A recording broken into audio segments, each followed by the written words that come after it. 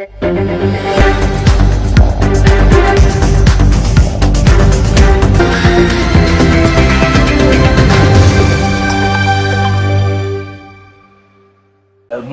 Azali Bongo, membre P cadre UDPS, n'a été développé un sujet très pertinent. Mbote, messieurs les journalistes, merci de m'avoir invité encore. Tout mes campés au Kabola, Makanis, na Itali, information ya Mboka na biso. Avant de plutôt na kata Mozindo, il y a sujet Mkola Lelo. Boni sango ya République démocratique du Congo. Est-ce que Kobanda deuxième mandat chef de l'État, c'est Mkola Lelo, makamozali ko kene malamu ou bien vous allez toujours dans le tâtonnement parce que tu es bien très bien que Mboka na biso allez traverser un moment difficile. Mais quelle est d'abord de votre part l'actualité qui rassure que non, le pays va bien? En tout cas, le pays ne va pas bien parce que sur le plan sécuritaire, le Congo qui m'exalite parce que le développement, ici le développement économique, ici qui m'exalite Mboka. Au moment que le Mboka na biso à travers Badongolo Misu, Rwanda et ses supplétifs, il y a M23, ils ont dérangé toujours parti à Est et à Mboka na biso. Ils ont préoccupé vraiment au plus haut niveau les chefs de l'État à Zubunda pour mettre fin à la barbarie où ils diraient pendant plus de 30 ans à Mboka na biso. Voilà, ils avaient empêché pour le chef de l'État à mettre à l'œuvre. Ils allaient qui pilier na 7-6 piliers na ye où il a promis le peuple congolais au moment qu'ils ont dérangé à cause toujours à Moboulou où ils ont mis sur la partie Est à Mboka na biso. Voilà, Tokobé Temasolo et premièrement, avec l'ancien président de la République, Joseph Kabila, la chose jamais entendue depuis que le Congo est Congo, que le président Oyo Asalaki passation au pouvoir d'une manière alternative. Mais quand il y a un président Oyo Azali soutenir un mouvement rebelle pour renverser le régime en place. Quel est votre point de vue par rapport à la spéculation ou soit enquête qui s'est passée au niveau du gouvernement dans le service habilité? Le monde entier a donné raison au chef de l'État.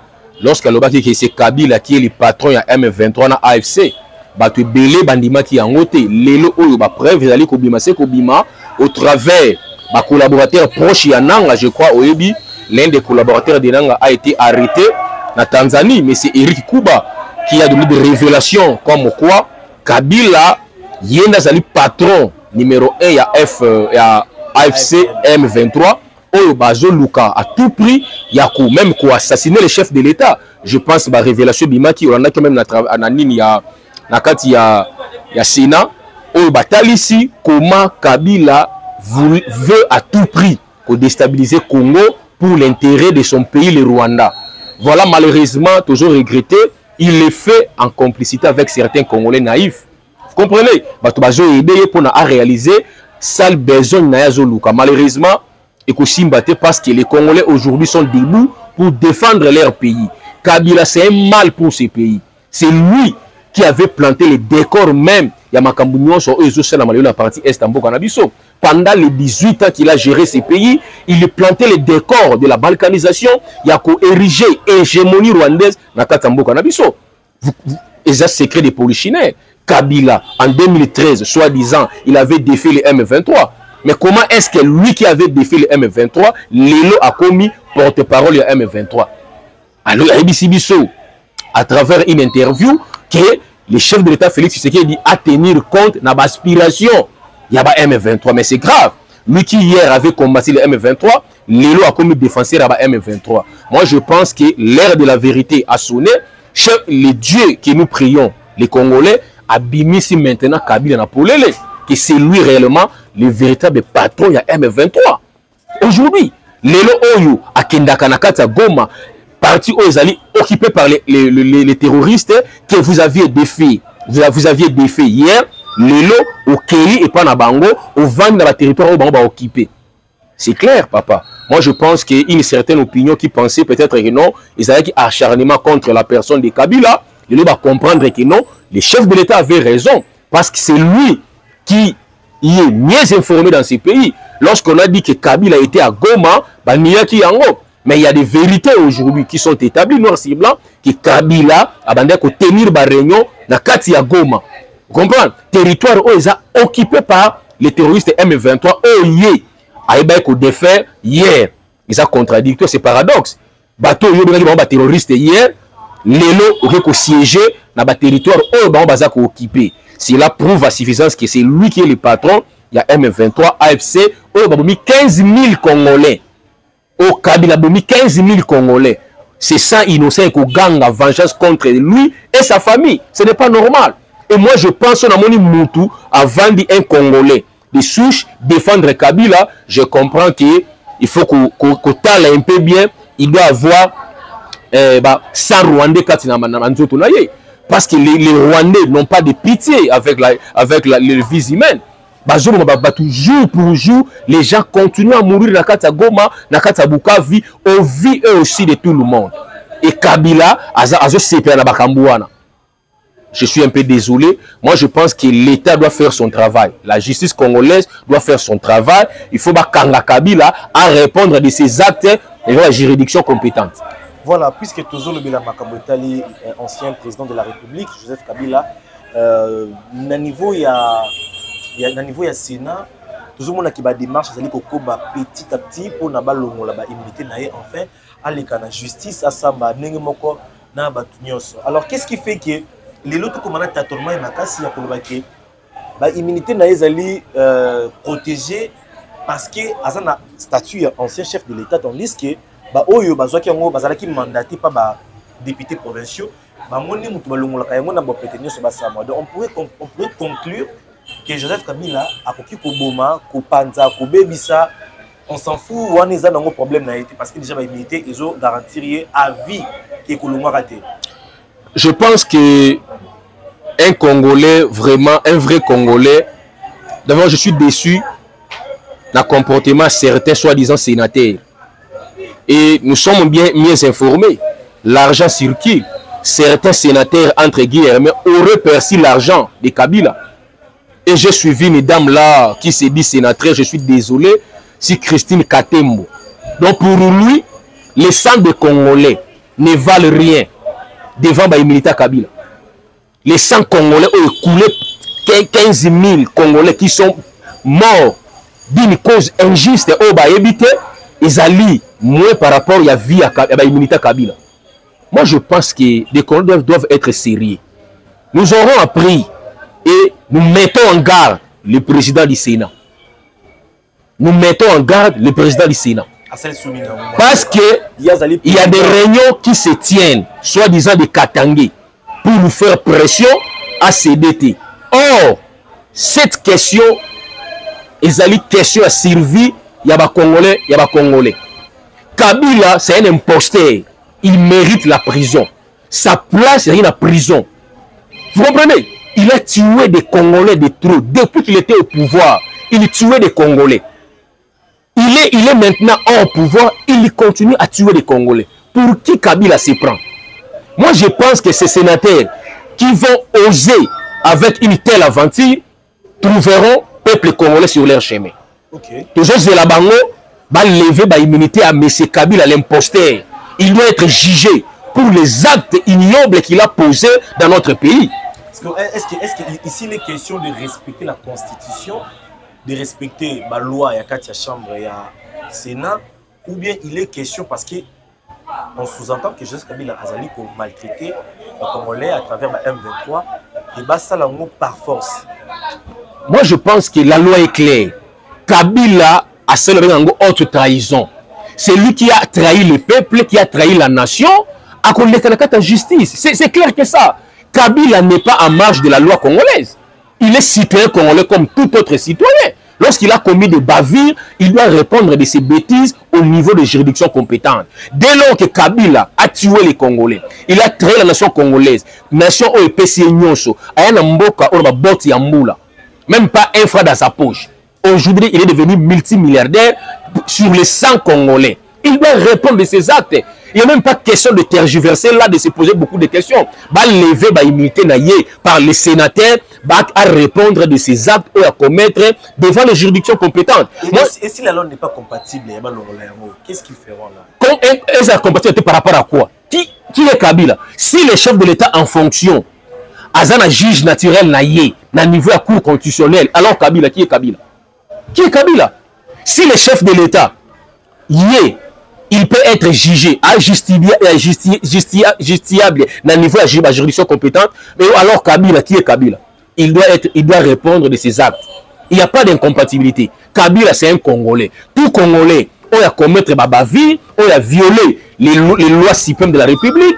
Et Aza Justilia, il faut pas juger. Comme Kabila. Kabila a tué la Congolais, il a trahi la nation congolaise, il doit être jugé. Il n'y a pas d'incompatibilité là-dessus, monsieur. Il faut pas entendre par la justice congolaise. Voilà, de l'autre côté, il y a PPRD, Bazali interdit, Babima Mboka, Bazali Kozala poursuivi, interrogé petit à petit pour est-ce qu'ils ont en connivence dans l'opération qui commettent leur autorité morale. Joseph Kabila, est-ce que Zali décision malade ou n'a pas de justice? Je salue d'abord cette décision aux justice congolaise jésuit.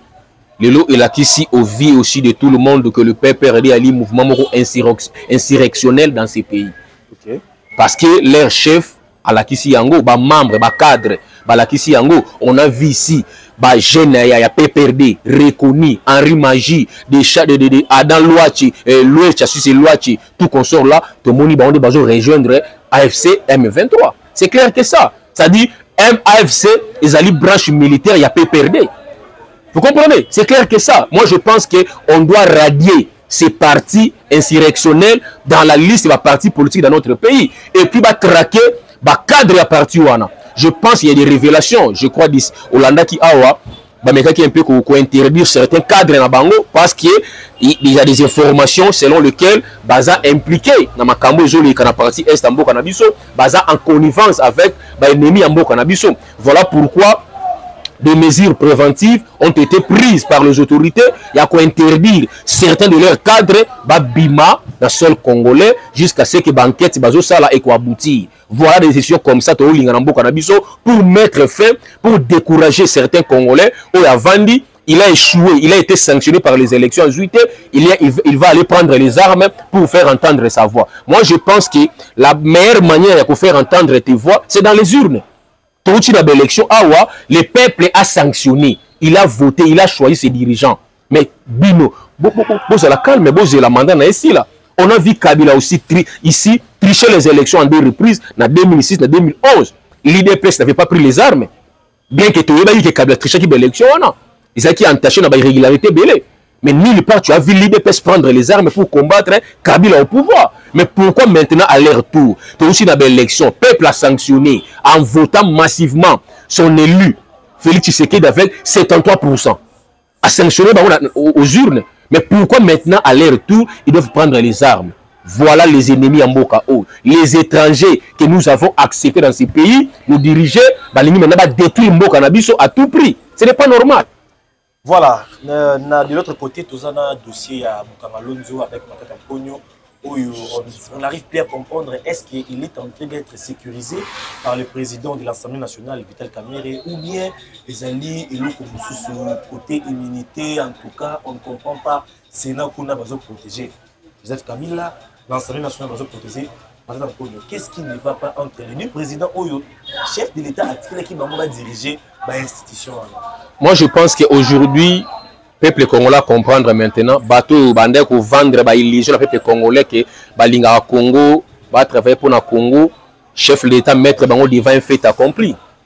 Moi je pense que le dossier Bukangalonzo, peuple congolais a besoin à yeba 285 millions qui pour le dossier Bukangalonzo et que yuapi. C'est tout simplement ça que nous voulons savoir.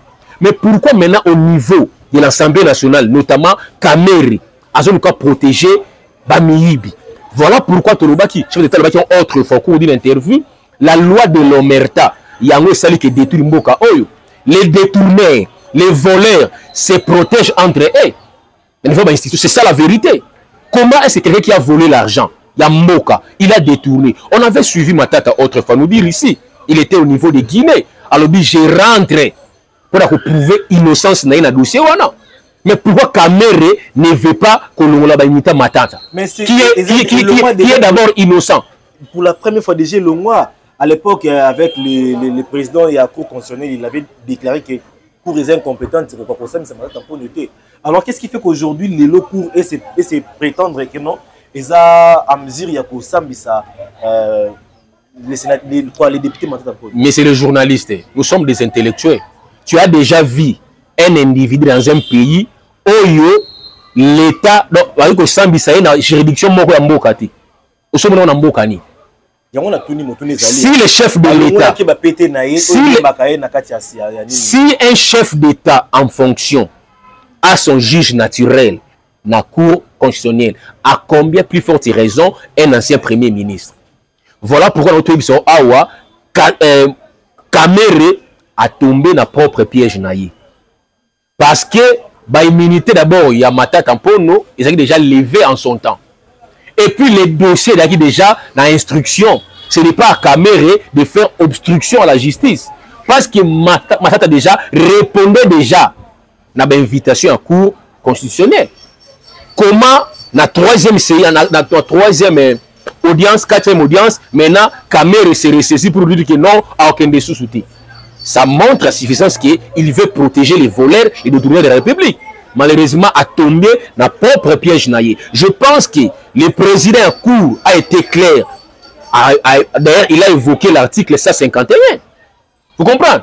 Donc, nous avons la séparation du pouvoir. Ce n'est pas à Kamere de protéger les voleurs parce qu'il est président d'une chambre ou de l'Assemblée nationale.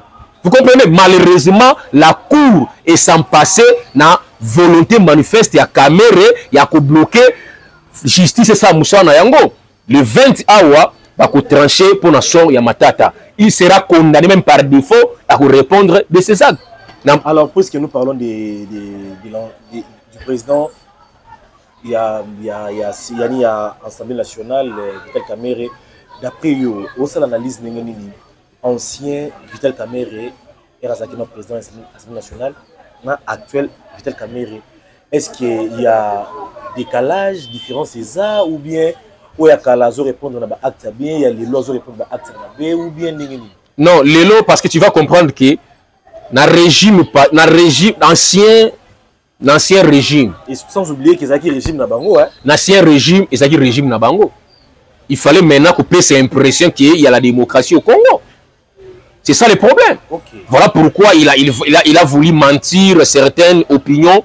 Que non, il était là, un bon président de l'Assemblée nationale, à prôner la démocratie. C'était faux. Il y a juste une mascarade. Mais maintenant, des missions, ils ont automatiquement Joseph Kabila qui a gouverné Mabé parce que l'information ne passait pas par lui.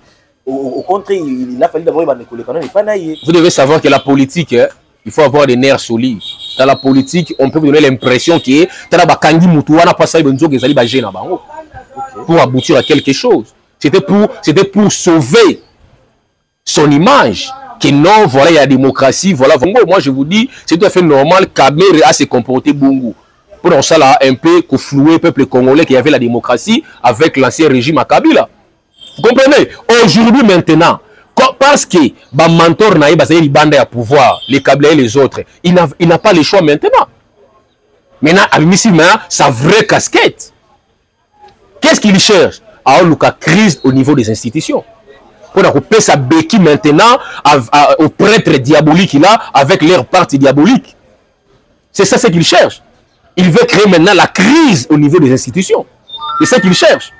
Okay. Malheureusement, vous comprenez? Il fait le jet de l'ennemi. On dit bien à la déclaration qu'il y a Kamere pour démoraliser nos troupes au front. Il y a pendant qu'ils étaient mensonges.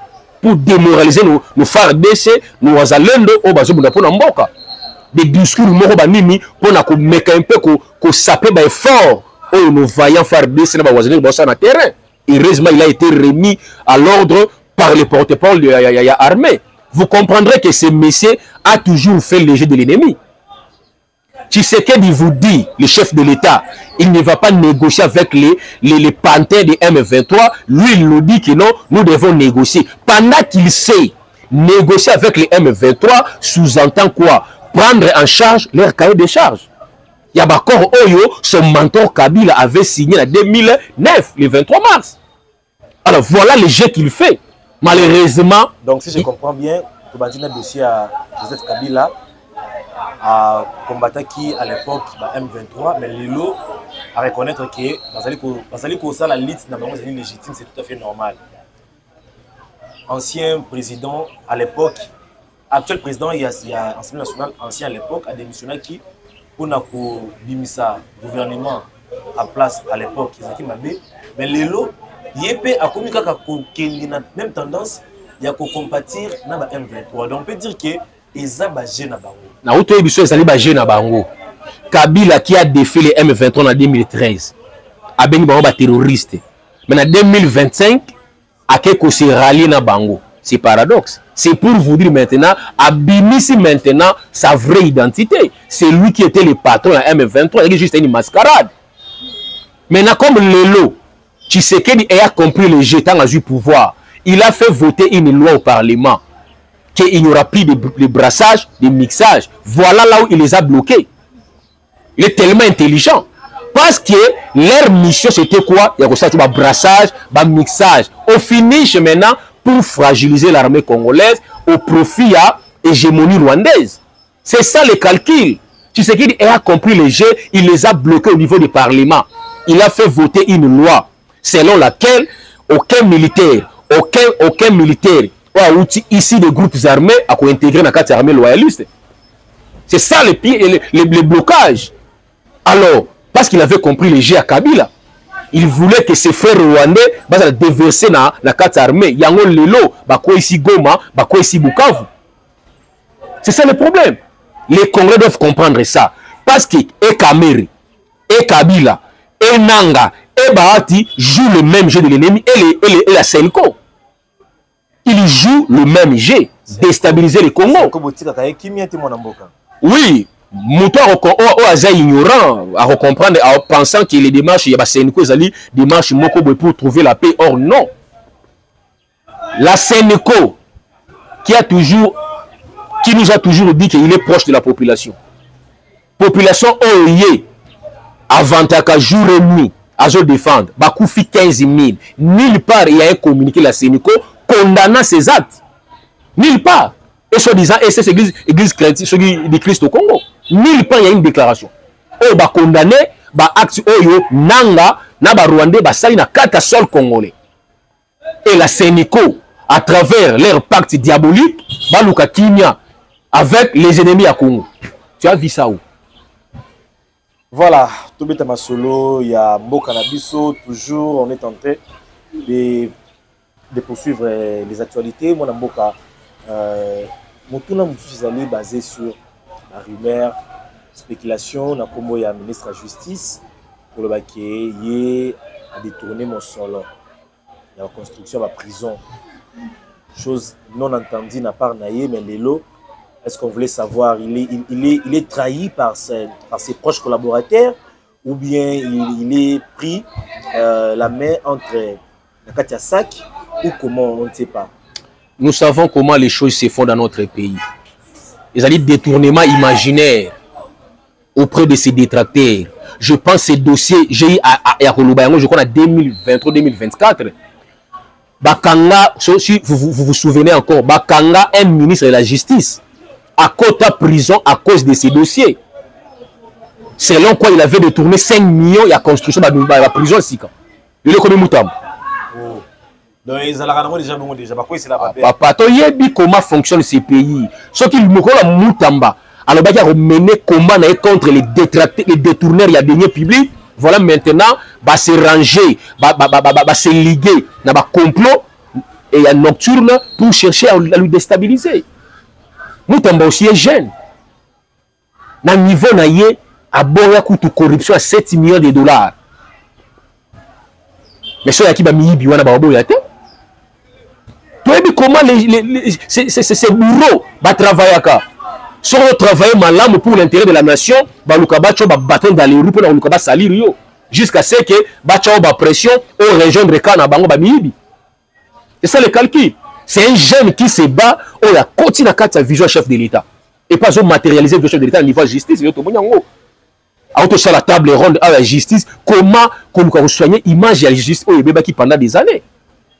Bah ennemi en mboka ba olinga yango te voilà maintenant bani ba spéculation ba détournement imaginaire il aurait détourné 39 millions Lukuta et puis parce que ce dossier il y a un dossier qui est d'abord très important voilà pour détourner attention ba congolais parce que certains congolais sont naïfs ba ko abandonner ko aborder le vrai sujet ba zo ba na ba ozali ba futilité tous un dossier où Kabila doit être arrêté. Il faut lever l'immunité na yé. Parce que distraire le peuple congolais. Moutamané pour rien. Si ils ont des preuves, va traduire devant la justice. C'est clair que ça. Au lieu de faire des chantages dans les médias, comme il le faut au matin, midi, soir. Malheureusement, le peuple a comprendre les jeunes à Bango. Mon Mboka, merci. Puisque nous parlons de la République démocratique du Congo, tout le monde il y a accord, la RDC et les USA. Nous avons un chef de l'État qui a fait effort à travers le voyage, à travers la rencontre avec Bakonzi. Il y a Libana, qui a mené toujours l'effort de manière que Mboka Nabiso, sécurité et zone na 4 points. Mais est-ce que l'accord en nous allons commander là et que ça biso pena ba résultat ba congolais bazali kozela pour un bon temps ou bien ils a juste ko bebisa lisusu image ya mboka na biso na kopesa ba américain ba minéré na biso et puis basalela yango o ni so ba liko salela. Moi Mboka, en tout cas, nous disons merci au Seigneur Jésus-Christ et nous disons merci à notre chef de l'État Félix Tshisekedi Tshilombo Fachi Béton qui a une mission pour ce pays. Je pense Mboka na biso traversé un moment très difficile pendant plus de 3 décennies. Congo, ils allaient toujours sous hégémonie rwandaise pendant plus de 30 ans. Tshisekedi a frappé fort. Yango moni ba détracteur ya Mboka baza un peu déboussolé, ba comprendre d'où est venue cette idée. D'où est venue vraiment l'idée au Tshisekedi d'Azui, il a signé partenariat avec les Américains. Tshisekedi avait compris. Le problème du Congo, ce n'est pas le Rwanda d'abord. Rwanda est juste une marionnette de grande puissance. Voilà pourquoi il a commencé maintenant, il y a une ramification à Kagame au niveau international. Voilà l'intelligence diplomatique à Tshisekedi. C'est ça. Parce qu'aujourd'hui, le monde était tourné vers le Rwanda. Mais bah minerai à Congo. Okay. Les Rwandais, ils ont dit porte-parole à Congo. Les Rwandais, ils ont dit yende commissionnaire à minerai à Congo. Auprès de la grande puissance. Tshisekedi a changé le narratif voilà, avec sa diplomatie agissante. Le monde entier a compris que Rwanda n'a rien. Le monde entier a compris que non, Kagame, ils ont dit prétexte. Voilà aujourd'hui avec l'intelligence à Félix Tshisekedi Lelo. Les États-Unis ont signé 10 lois où ils ont salvateur pour le peuple congolais. Mais pourquoi ça prend du temps? Parce que les grande puissance va mettre terme à la hostilité tout ce qui s'est passé dans l'Est. Mais jusque-là, c'est comme si Bazali favorisait Kagame et d'autre part. Parce qu'il y a une question, s'il vous plaît. Il faut faire vraiment très attention à la question en retournant. Paul Kagame azali koyiba minéré ya ba congolais ezali ya yété. Mais devant les Américains ba aussi biso accord de paix. Tandis que nous souhaitons na part na biso congolais que Rwanda va la sanctionner à ba embargo. Mais pourquoi cela ne se fait pas? Merci messieurs les journalistes, je pense que vous êtes mieux informés en tant que journaliste. C'est la première fois que Rwanda va la sanctionner. Je pense qu'il y a des pluies de sanctions, des sanctions individuelles. Il y a des individus. Mais laissez-moi vous dire, tant que vous avez financement, bakati aide na Rwanda, ce ne sont pas des sanctions. Aujourd'hui, la crise est frappée à la porte à Kagame. Aujourd'hui, 5000 employés baké na kata chômage. Aujourd'hui, usine, soi-disant raffinerie à or, il y a Rwanda, ils ont fermé à cause des sanctions. Mundela kendana mutu malembe. Lelo oyo Kagame mundela yebiango, l'économie rwandaise, ils ont financé à 50% na ba aide extérieure. Et puis 50% na piège la minerie à Congo. Lorsque les Américains ont signé accord de paix na Rwanda, parce que les Américains savent que c'est le Rwanda qui agresse le Congo par l'entremise de supplétif le M23 et les AFC. Maintenant, c'est pacte à paix parce qu'il a toujours nié son implication en agression à Congo. Mais aujourd'hui, c'est établi noir sur blanc par la diplomatie à Congo que le Rwanda, c'est lui qui agresse le Congo. Pourquoi Kagame a changé plus de 3 ministres d'affaires étrangères en Bokanaï? À cause de Makamba Congo. il a toujours nié son implication, il a toujours nié sa présence dans le sol Congo. Il y a Congo. Mais l'élo, il y a même une résolution. 2773 a été votée au niveau des Nations Unies. Vous comprenez? Impliquant le Rwanda comme le principal agresseur du Congo. Chose qui n'a jamais été faite pendant 30 ans à Kabila. Il y a 30 ans, il y a Kagame dans la reine. Tu sais qu'il faut le féliciter.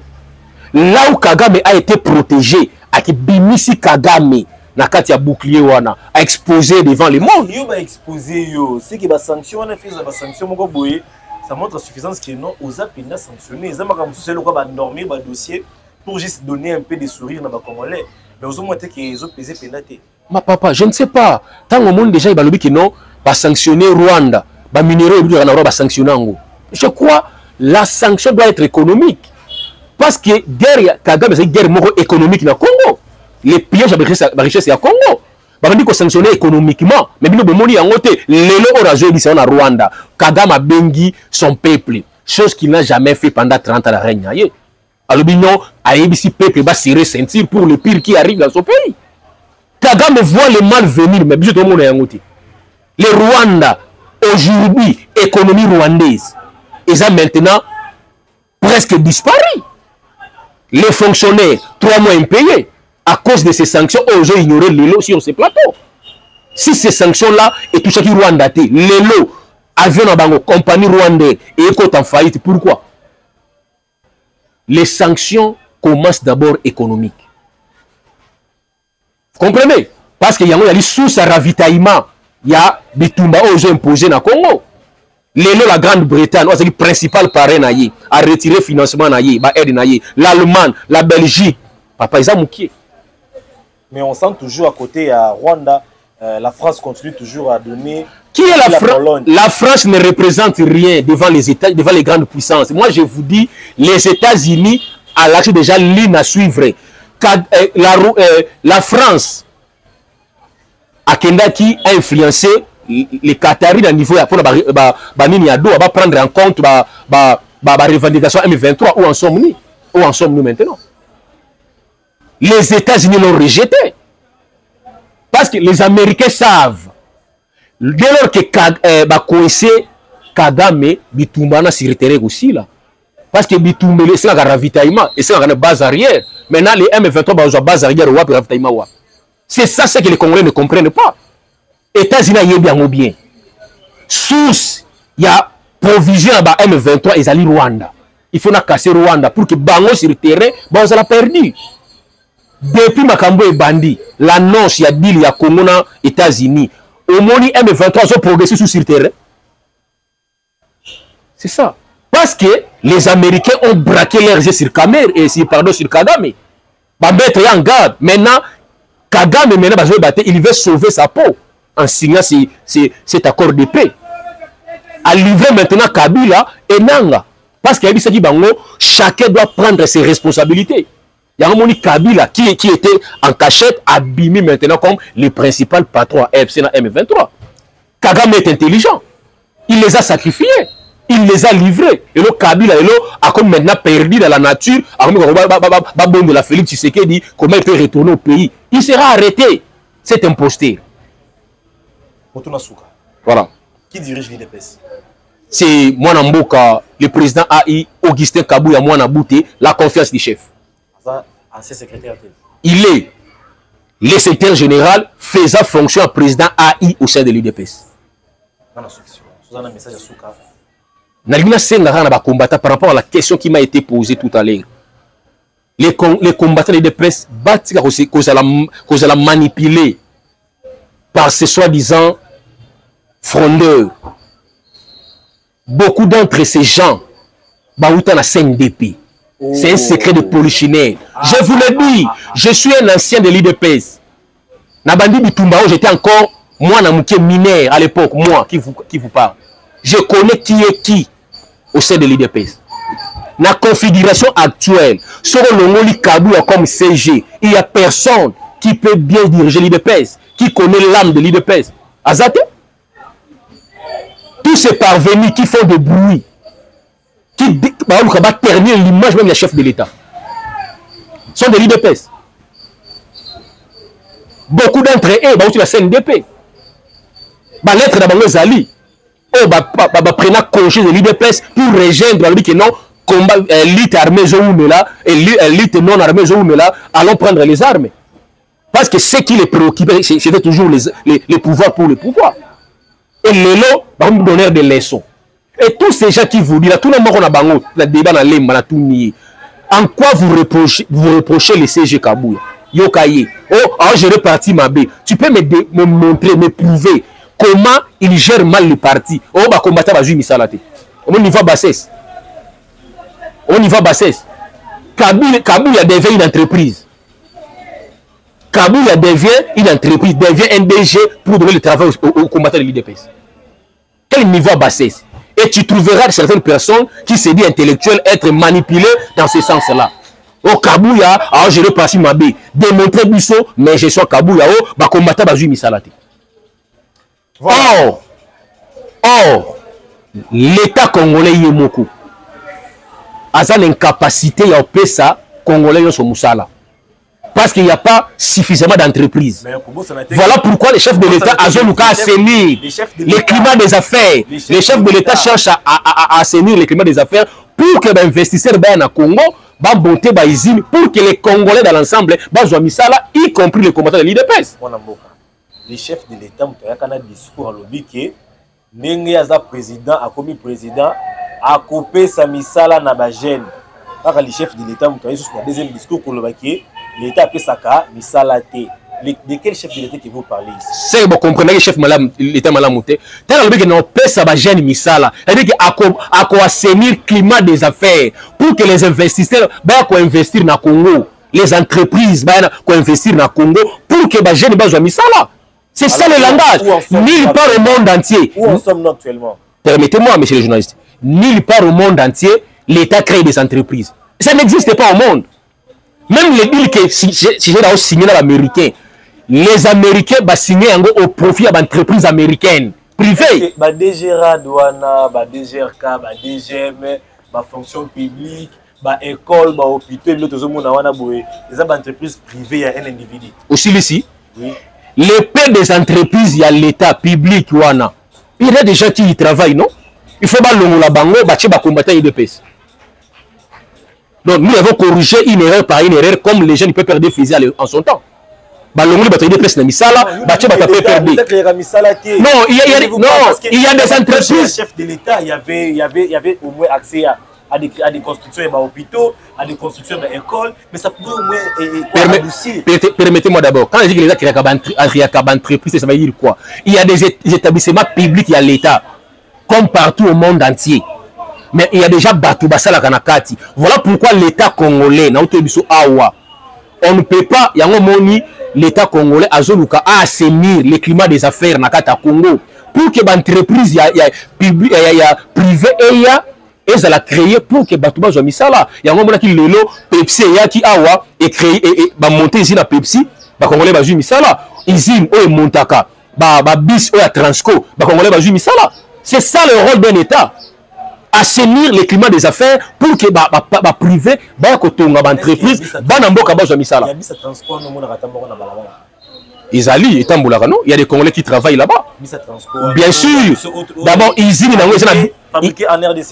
Nango est dans la 12e rue, mais renseignez-vous. Moi j'habite limité. Il y a une usine dans la 12e rue, je vous informe. Voilà pourquoi l'État, Moussala na Ezali, il y a un monument Bill Oyo. Bit ya Bill Oyo. Lorsqu'il y aura la paix, parce que la Bill Wana, on parle de la sécurité, on parle de la création d'emplois pour les jeunes, on parle maintenant de l'économie à Congo. Dans cette Bill Oyo, les États-Unis a déboursé 500 milliards en réseau de 54 milliards par an. Voilà, c'est ça le problème. Par ces entreprises, je vous informe déjà, il y a des entreprises américaines qui se bousculent déjà à Congo, entre autres Amazon, Bill Gates, Cobol, pour monter les usines. Ce ne sont pas les usines, il y a l'État américain, mais il y a des particuliers américains. C'est ça le rôle de l'État. Voilà pourquoi les États-Unis ont négocié pour l'intérêt. Il y a des entreprises, il y a des compatriotes dans Congo. Voilà, ces billes dérangent les ennemis à Congo, entre autres les Kabila, les Nanga, les Katumbi, les Fayoulou, la Senko. Parce qu'ils savent que ce qui billes est Simbi finit avec la récréation dans la partie Est à Congo. Voilà l'intelligence que Tshisekedi a utilisée pour mettre fin à cette barbarie qui a duré pendant plus de 30 ans. Alors, qu'est-ce qui avait pris le président de la République de dire en avant que non, à couper ça va tout ça là. Et puis, en amont, ça change de version. Il y a un autre Bissau Awa. C'est tout à fait. Mais quand on a dit que les Américains, ont signé des deal américains. N'est-ce pas? C'est l'État américain qui a annoncé cela, non? Mais derrière l'État congolais, il y a des entreprises privées américaines. C'est ça. Donc, tu as dit que tu as mis ça là, parce que c'est l'État qui va garantir cela. La mise en place de ces entreprises, c'est l'État qui va les garantir. Il y a quoi assainir le climat des affaires. L'entreprise est hier, l'État solide bango va engager les Congolais. C'est tout à fait normal. Et là, on a chef de l'État, ça va être clair. Il a dit avant oui, et puis après non. Non, non. Sinon, nous avons déjà presque atteint les minutes qui nous ont été données. Je ne sais pas s'il y a un mot de la fin, comme ça on peut chuter. Bon, je voulais chuter parce que j'appelle les combattants et les combattantes au Babunda pour Namboka Oyo, se rallier derrière notre chef qui est le secrétaire général faisant fonction à président AI honorable Kabuya Mwanaboute Chingoma, la confiance du chef. Beaucoup d'entre eux sont ennemis pour vous distraire.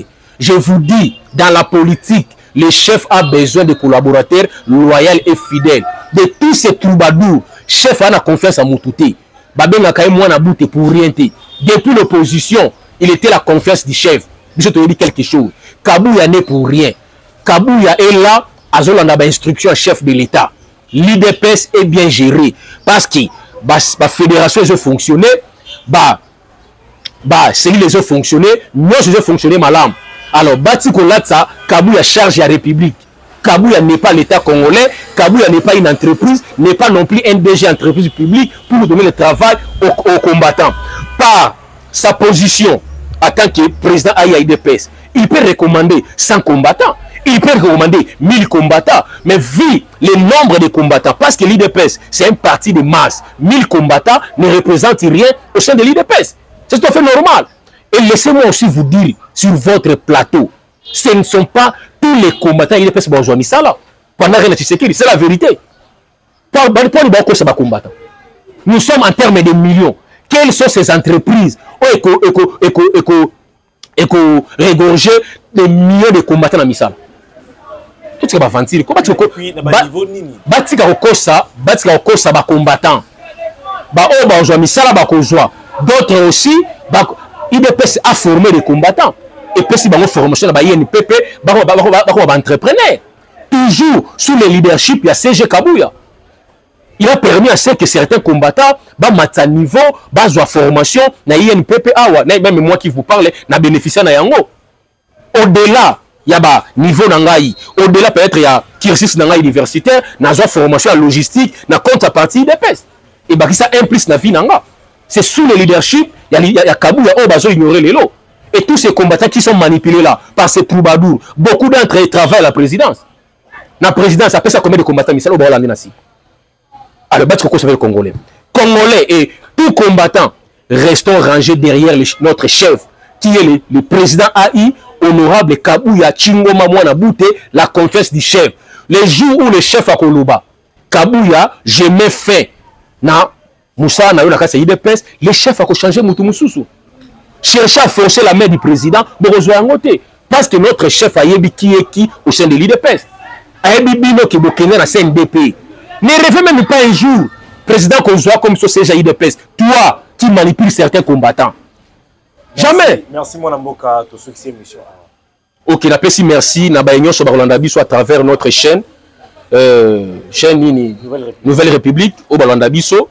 Bon message na biso ya ko décortiquer makambo etali politique en mboka na biso parce que notre pays ils a besoin de vivre malamu au regard ya ba minéraux au tozana ngo na kata mboka na biso. Dans la pas plus tard que la semaine dernière oyo ki sous ba découvrir ba gisement ya coltan na ya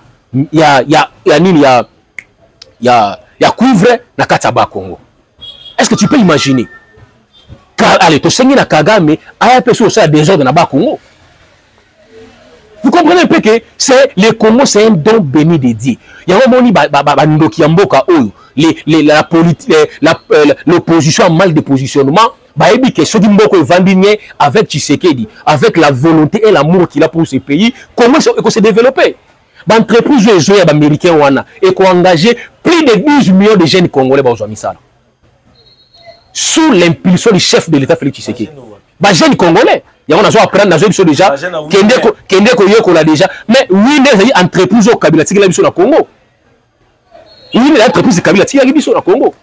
Na basi on beta winner na mbonga wins. C'est grave. Tout ça et ça est héritage à Kabila na ba Congolais. L'entreprise winner na ngenge foot o atika biso na Congo yango wana. Tshisekedi veut changer ses narratifs. Les Congolais doivent aller au travail. Voilà pourquoi la Congolais, la jeunesse congolaise, même anglais, et qu'on permettre avec les entreprises qui viennent aujourd'hui, on se bousculer, entreprise bénéfice que moi anglais, voilà ce que je peux dire aux Congolais. Merci mon Mboka. C'est moi qui vous remercie.